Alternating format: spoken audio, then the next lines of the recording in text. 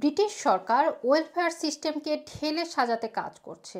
এরই অংশ হিসেবে পার্সোনাল ইন্ডিপেন্ডেন্স পেমেন্ট বা পিআইপি এবং ওয়ার্ক ক্যাপাবিলিটি অ্যাসেসমেন্ট পেমেন্টের অ্যাসেসমেন্ট সিস্টেম ইংল্যান্ড, ওয়েলস এবং নর্দার্ন আয়ারল্যান্ডে বসবাসকারী মানুষদের জন্য পরিবর্তন হতে চলেছে। আগামী মাস থেকে এই পরিবর্তনগুলো শুরু হবে, তবে স্কটল্যান্ডে এই সিস্টেম পরিবর্তনের বাইরে থাকবে। বেনিফিট অ্যান্ড ওয়ার্ক ফোরাম জানিয়েছে ওয়ার্ক ক্যাপাবিলিটি অ্যাসেসমেন্টগুলো অ্যাটোস এবং পিআইপি পেমেন্ট ক্যাপিটা এবং ম্যাক্সিমাস দ্বারা অ্যাসেসমেন্ট করা হবে।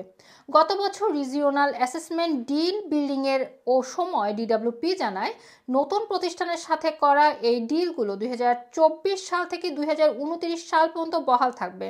জানা গেছে ফাংশনাল অ্যাসেসমেন্ট সেভিংস ডিলগুলো এমপ্লয়মেন্ট অ্যান্ড সাপোর্ট অ্যালাউন্স এবং ইউনিভার্সাল ক্রেডিটের জন্য পিআইপি পেমেন্টকে রিপ্লেস করবে।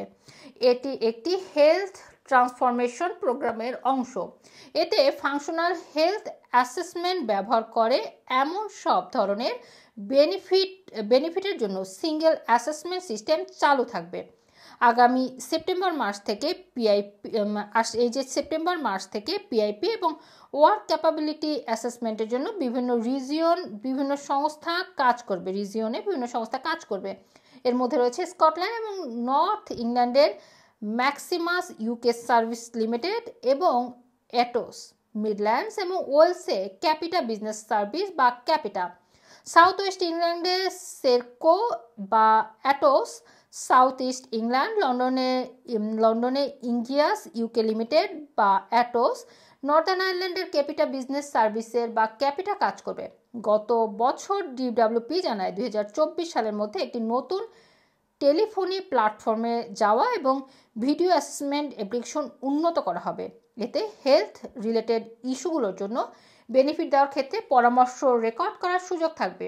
তবে এটি এখনও কার্যকর হয়নি। আগামী কয়েক মাসের মধ্যে যদি আপনার পিআইপি অ্যাসেসমেন্ট বাকি থাকে, তাহলে আপনি আপনার অ্যাসেসমেন্ট অডিও রেকর্ড করার জন্য আবেদন করতে পারেন।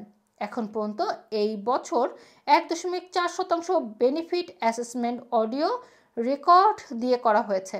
রুমানা রাখি, রানা টিভি, লন্ডন।